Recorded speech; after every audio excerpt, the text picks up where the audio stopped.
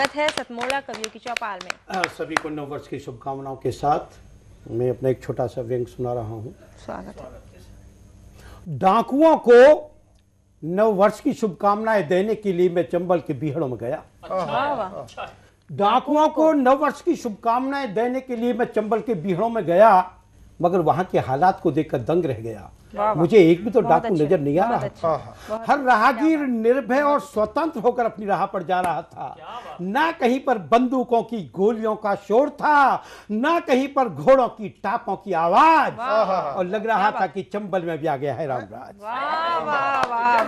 और लग रहा था कि चंबल में भी आ गया है रामराज। तभी मैंने वहां से जाते एक मुसाफिर को बुलाया, उसके सामने सवाल उठाया, क्यों जनाब इन चंबल के डाकुओं को क्या हो गया? कोई भी दिखाई नहीं पड़ रहा, क्या सभी के सभी पुलिस के आतंक से इतना अधिक घबरा गए हैं? वो बोला, नहीं बाबूजी, वो तो सभी चुनाव जीत कर संसद और विधानसभा में आ गए। संसद और विधानसभा में आ गए हैं। दोस्तों, एक नेता ये हैं और एक मैं एक पत्र पढ़ रहा हूं अपने सुभाष चंद्र जननायक सुभाष चंद्र बोस को एक पत्र लिखा है मैंने। एक ये नेता, एक वो नेताजी। मैं उन्हें प्रणाम करते हुए एक पत्र उनको दे रहा हूं। आपका स्वागत। ओ आजाद हिंद के अमर सेनानी, बलिदान की जीती जागती कहानी, बंगाली बाबू तुम भी ना जाने कैसे इतने क्रूर हो गए। तुम भी ना जाने कैसे इतने क्रूर हो गए जो आजादी की दुल्हन को यहाँ छोड़कर उससे दूर हो गए। क्या बात है। जो आजादी की दुल्हन को यहाँ छोड़कर उससे दूर हो गए। तुमने उसके वास्ते क्या कुछ नहीं किया था। जब सभी अमृत को देखकर ललचा रहे थे, तुम ही तो थे जिसने शंकर बनकर विस्फान किया।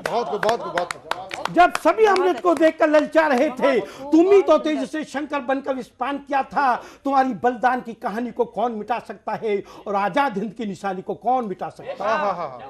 आज वही आजादी तुम्हें घर घर में ढूंढती हुई भटक रही है। शायद तुम अवश्य आओगे, इसी आस में उसकी सांसें अटक रही। शायद तुम अवश्य आओगे, इसी आस में उसकी सांसें अटक रही है। बंगाली बाबू, आपसे भी चलते चलते एक बहुत बड़ी भूल हो गई, जो मुझ जैसे सहृदय के लिए शूल हो गई। अरे आपको इस नेताजी शब्द को यहाँ छोड़कर नहीं जाना था। प्रवास के समय इसे अपने साथ ले जाना। क्या बात है। बहुत अच्छे। इस नेताजी शब्द को यहाँ छोड़कर नहीं जाना था। प्रवास के समय इसे अपने साथ ही ले जाना था। आज तुम्हारे ही देश में तुम्हारे इस नेताजी शब्द के साथ बलात्कार किया जा रहा है। हर गिरे से गिरे इंसान का नेताजी कहकर सत्कार किया जा रहा है। हर गिरे से गिरे इंसान को नेताजी कहकर सत्कार किया जा रहा है। आज इस नेताजी शब्द का अर्थ ही भ्रष्टाचार हो गया है और उनके काम का मापदंड बड़े से बड़ा व्यभिचार हो गया है। इसलिए बंगाली बाबू, अगर कहीं से भी आप मेरी बात को सुन रहे हो, मेरे दर्द को जरा भी महसूस कर रहे हो, तो इतना अवश्य करना कि अगर तुम्हें मजबूर होकर दोबारा इसी देश में जन्म लेना पड़े, तो अपने नाम के साथ नेताजी शब्द का प्रयोग मत करना।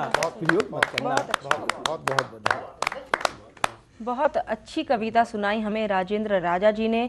इसीलिए शायद सभी इन्हें सुनने के लिए बेताब होते हैं। इनकी कविता सुनकर बहुत हमारी खून में एक लहर सी दौड़ जाती है। सही बात यह है सपना कि राजेंद्र राजा वो नाम है जो राजनीति को दिशा दे सकता है।